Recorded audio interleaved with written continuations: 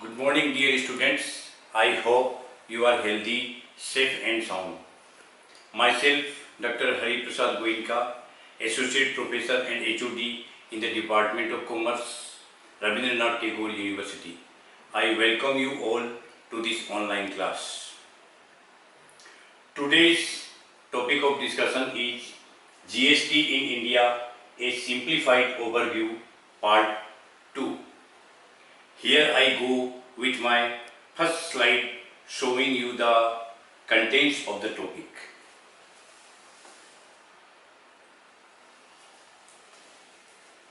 In the last class we have discussed world history and background of GST in India. In today's class we will discuss concept of goods and services, bottlenecks of earlier tax system, as well as features and benefits of GST. So let me start with concept of goods and services in GST.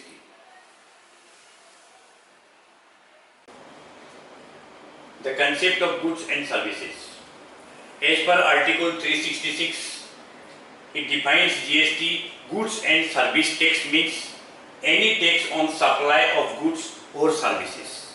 It is very important to note here tax on supply. It is not mentioned that tax on sale. Normally we people understand sale and supply meaning thereby same, but supply is a vast word which covers so many things. Supply, here you below see the word supply covers all forms of supply of goods and services.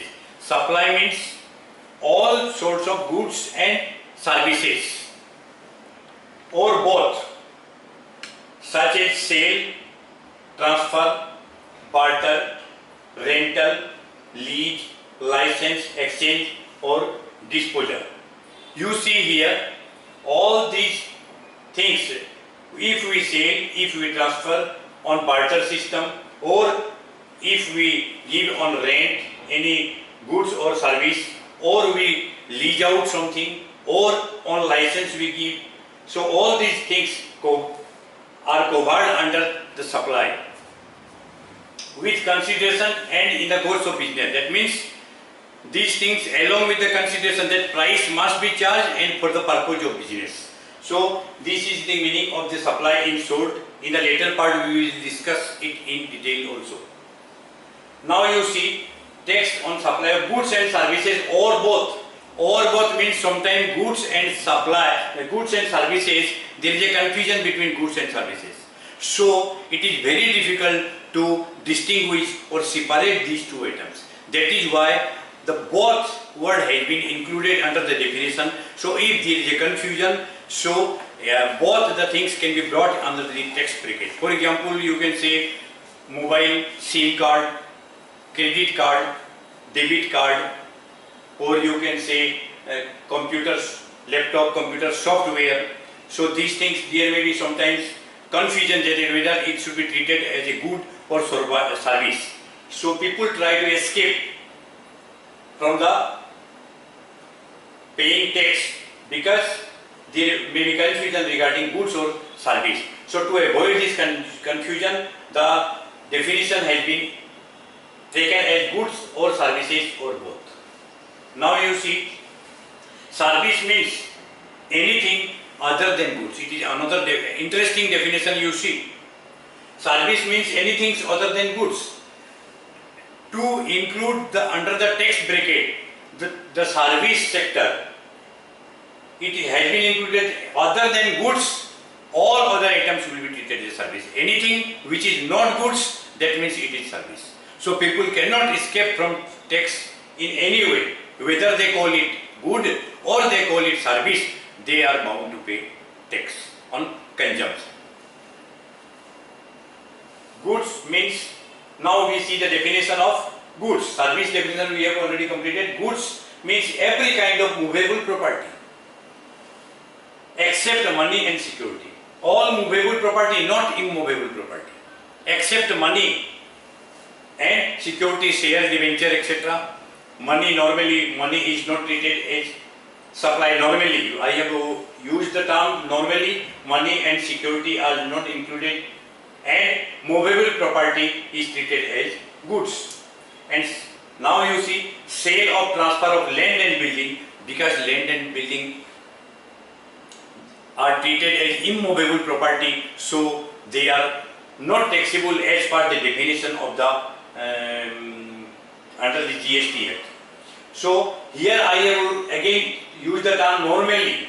Normally immovable property are not taxable. Exceptionally there may be certain cases we shall be discussing later on in my later part of the classes. For the time being, to make it simple and lucid, I have just mentioned that you understand the word. Normally land and building are not treated as supply. But one thing to important, that if a land or building is given on lease, then it is a service. Land and building given as a license, or land given as a rent basis, building given on rent, building given as a on rent, any premises given on rent. So all these are treated as supply of service, not as a goods. So land and building, though not treated as goods, but it may be taxable as supply of service. Normally 18% GST is payable. So in this way we have understood the definition of goods, services as well as supply in brief. Let us go to the next slide. It shows the concept of goods and services in GST. What is the need of merging goods and service tax in GST? What is the necessity of merging services and goods all together? Major contribution of the revenue. India's major contribution of the revenue in the indirect taxes especially comes from the service sector. It is more than 50% of the revenue comes from service sector. So it is not possible to ignore the service sector. That is why service sector was to be brought under the tax bracket. Again, separation of goods and services not viable in practice, because in manufacturing process, beauty parlor, restaurant services, software, works contract, credit card, SIM card, etc., the service cannot be separated. Suppose in the construction of the house, cement, road, and these materials are used, these are the goods, while the services are also included. So it is very difficult to separate all these things.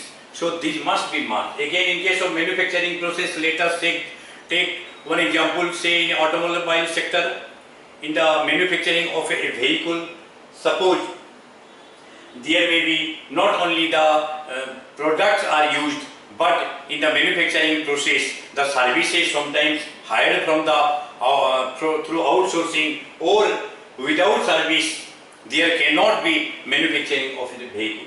So it is very difficult or practically not viable to separate them. So goods and services are, that is why, merged all together. Let us come to the next slide, where I have discussed why was GST required in India, what was the necessity, that means what was the difficulties, what were the problems and bottlenecks of the earlier tax system. Now you see, first one is the multiple tax laws, rates and authorities. Here we see there are 3 points. Multiple tax laws. Every state has their own tax laws. Number of taxes were there, local taxes and central taxes. Suppose in local we call it state cell tax, then it comes to the VAT and entry taxes. So number of taxes were paid at that time, numerous tax laws. Every state has their own rates and own separate authority. Every tax has their separate authority, because all the states, they blow their own trumpet. So different authority, different trump they blow. So multiple tax rates and authorities differ, so it was difficult to manage. Altogether it was impossible on the part of one businessman to understand all the tax laws of the different states. double taxation on a single transaction and cascading effect. You see double taxation on a single transaction. A simple one transaction has been earlier doubly taxed. That means on the same transaction you have to pay tax again and again. And cascading effect means you on the same transaction you have to pay the tax on tax. So there is a difference between the two terms. Double taxation, that means tax on the gross value of the goods again and again. And cascading effect means taxation again and again on the tax already taxed once by the producer, then by the wholesaler, then by the retailer like this. So in the next video, when we will be discussing the practical part, it will be much more clear that what is double taxation and cascading effect. Time being, without taking more time, simply we should understand that double taxation and cascading effect was the major drawback of the earlier tax system. Then comes the confusion between goods and services. I have already discussed in the earlier slide that goods and services most of the time confused, and the seller try to escape from the tax. So to avoid this confusion, the merging of the goods and services was necessary. This was the drawback of the earlier system. Non-integration of VAT and service tax. Now you see, VAT and service tax, these were non-integrated earlier. There was the VAT does not cover the service part. VAT was value-added tax on goods, not on the services at the time. So with the introduction of the GST, VAT and services tax were merged. So earlier it was not integrated. So service tax was taken by the central, VAT was taken by the state. So there was a complete non-integration between the two taxes. No ITC benefit. ITC, input tax credit. It is one of the important criteria or point that is to be understood by all people. Normally the business people know it very well. Input tax credit benefit. It is a benefit to the seller. So every seller wants to take this benefit, whether he is a manufacturer, whether he is a trader, wholesaler, retailer, service provider, everyone wants to take this benefit. But under the earlier system, this input tax credit benefit was not possible on their part, no system to set up mutually. Because earlier there was a central sale tax and VAT.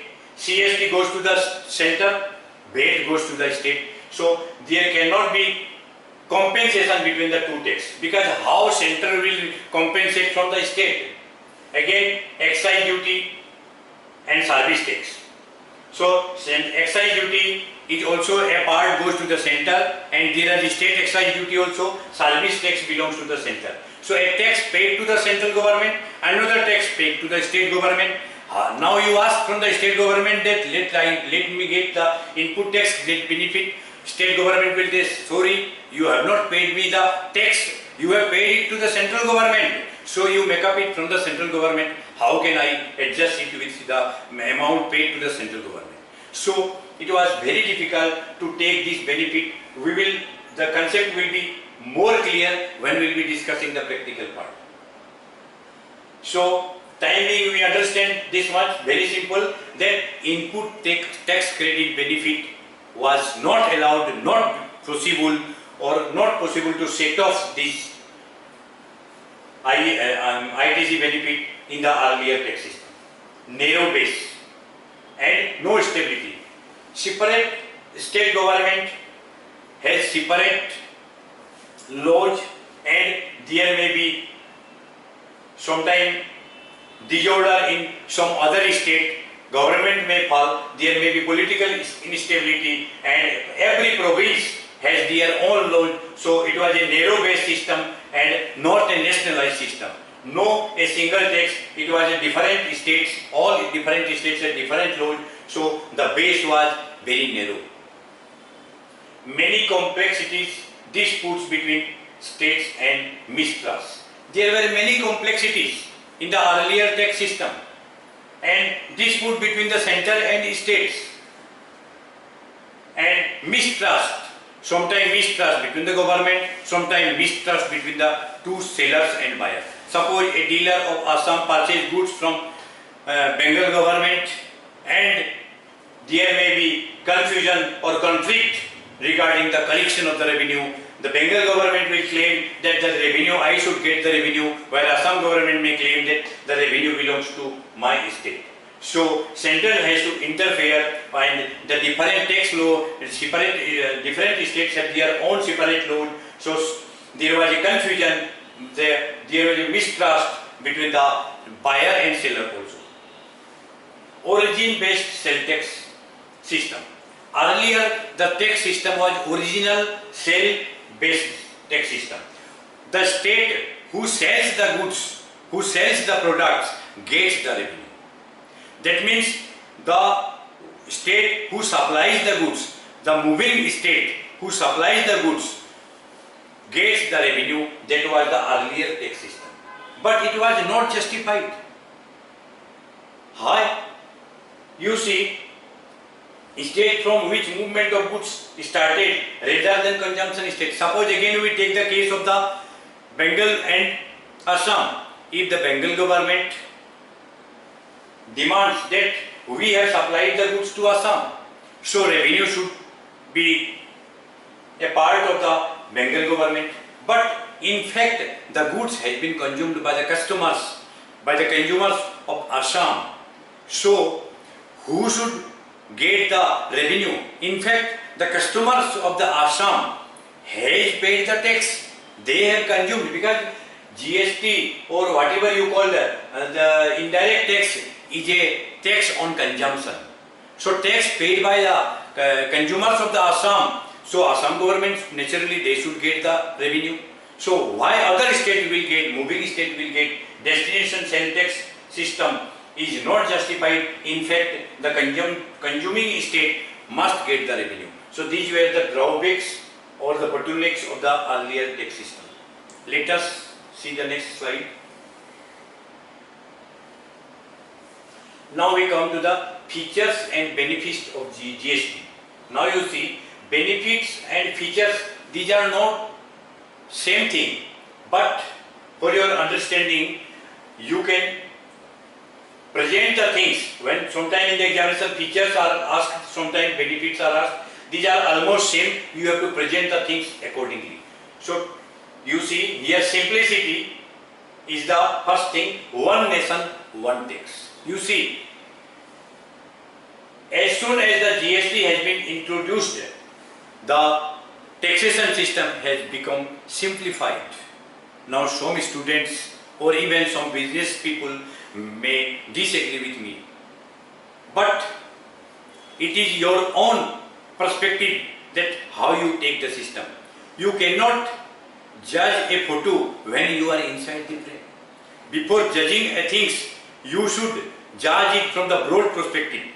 So you just give me the reply that suppose every state has their own tax system, on their rates, whether this is simple or whole over India one rate is applicable, this is simple.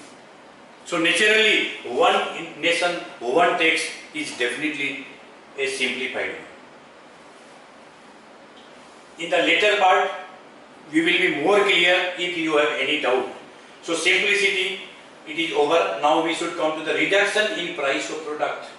You see, reduction in price. As soon as the GST has been introduced, the price of the commodity, the price of the product has been decreased.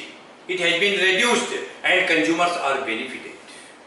Now again, some students may confuse. They may have a question that, sir, earlier there was a suppose 10% tax on a particular product. Under GST the rate has been increased and it comes to say 18% or say 20%, you see. Whatever, it is double, you take 20%. So from 10 to 20 under GST rate has been doubled. How the price will decrease? No. You try to understand, earlier there was a double taxation system and cascading effect. So the price under 10% will be higher than the price charged at the rate of 20% under GST. If you have any doubt, in the later part of my video, when we will be taking the practical example, I have shown the calculation with 10% tax as well as 20% rate. Under GST I have taken 20% and earlier rate I have taken 10%. And you will come to know that under GST the price will be reduced ultimately. So we can say that because of cascading effect and double taxation, the price will be reduced under GST system, which was not there under earlier system. Now you see uniformity of price. Uniformity, one nation, one tax. So all over India, from Kanyakumari to Kashmir or Gujarat to Arunachal or Assam, you will see only the one price of one product throughout the country, across the India. Earlier what happened, that most of the people, to get the benefit of the tax or the price of the product, people of Assam used to visit Arunachal or Nagaland to purchase a car. Many people of Delhi, they used to visit Haryana to purchase a bike, because the price of this product were differently charged in the different states. Because of the tax rate, different tax rate, in comparison to Delhi, the price in the Haryana was lower because of the tax rate. Again, in comparison to Assam, in Arunachal and Nagaland, the price may differ, and people, to take their benefit, they visit to other states. So there was no uniformity of price, but now there is a uniformity in price with the introduction of GST. Uniformity of return, form, challan, etc. Now one India, one return form, one challan form. Different states have no different challans. You go online and click, and you will get the every form, whatever the form you need. Throughout the country, one return form. You need not worry if you are supplying the goods from Assam to Bihar or Bihar to Delhi or Gujarat, wherever you send the goods. You need not worry that which form, which challan will be applicable. There is nothing to be worried. A comprehensive tax structure, a broad-based tax package. You see, a comprehensive tax structure, you see it is a very big or broad tax structure under which many things are covered. Earlier, instead of sale, supply is covered. Instead of goods, service is included. Goods and service, no distinction. If a commodity is not goods, then it is service. So it is a broad perspective, broad area which covers the things, which gives a lot of revenue to the government. So a broad area is covered. It is a widely based with a broad network. So we call it a comprehensive tax structure. Dual model tax on goods and services with same rate. With same rate here means that on the goods and services almost there are 4 rates: 5%, 18%, 12% and 28%. 5, 12, 18 and 28. So these are the 4 rates normally charged. So dual model means there will be dual structure of tax, one of the central part, another of the state parts. So center and state both will get the equal portion of their share, that is 50-50. So GST means GST in total, but it includes 2 parts. 50% goes to the central government and 50% to the state government. So it is a dual model, we call it. Both in case of goods and services. If we supply the services, again there will be 2 parts, central and state. If it is a unitary, then center and union territory. A destination based tax, I have already discussed this, that earlier tax was not a destination based tax, but it was based on the sale based system, where the state who supplies the goods, he gets the revenue. Under the destination based tax, production to consumption level, the manufacturer or the manufacturing state or the wholesaler, the supplying state will not get the benefit, but at the consumption level, after the last part of the distribution consumption level, the consuming state will get the benefit which is more justified. So it is a benefit or features of the GST. Let us go to the next slide.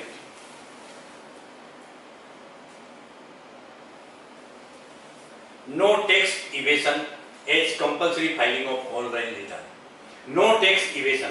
Earlier there was a scope to evade from the tax, but nowadays under the GST, suppose you take the example that as soon as goods of rupees more than 50,000 are loaded in a vehicle, immediately even the buyer, seller and the transporter as well as the government comes to know.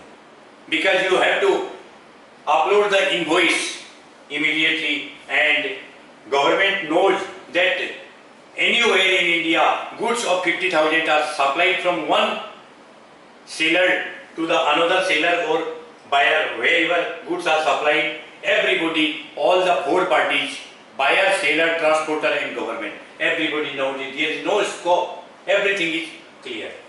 Full benefit of input tax credit, I have already discussed these points, that it is one of the benefit that every seller gets, the input tax credit benefit. So how much full benefit means 100% input tax credit benefit is taken by the seller. So it is the great advantages under the GST system.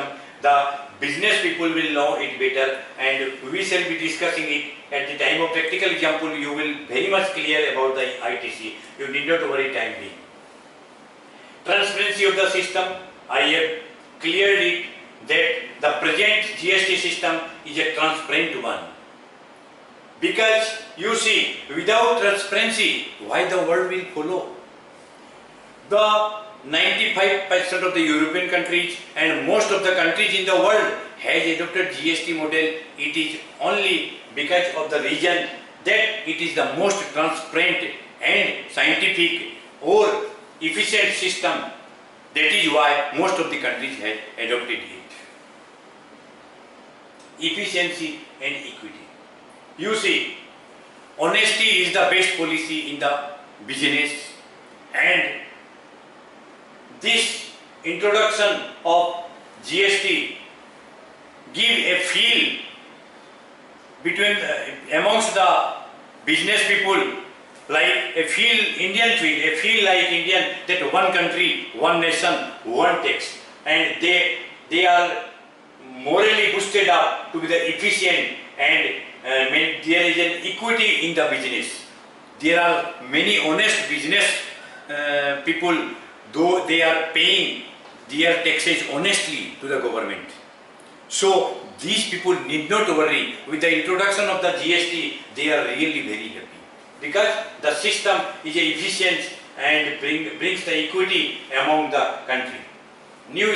Next point, new scope of employment and foreign investment. The students having computer knowledge or the accounting knowledge, they get the new employment opportunity with the introduction of GST, and it attracts the foreign investment in India, makes Indian product more competitive. With the introduction of the GST, the price of the product has fallen. So there is a scope, as the price of the product has fallen, there is a scope of the Indian products to be the more competitive in the international market. Next part, no double taxation and no cascading effect. I don't think that this point to be again discussed, because we have already discussed, and further we will be getting it. Double taxation and cascading effect, we will always be getting it while doing the practical sum, etc. Reducing burden of multiple tax laws.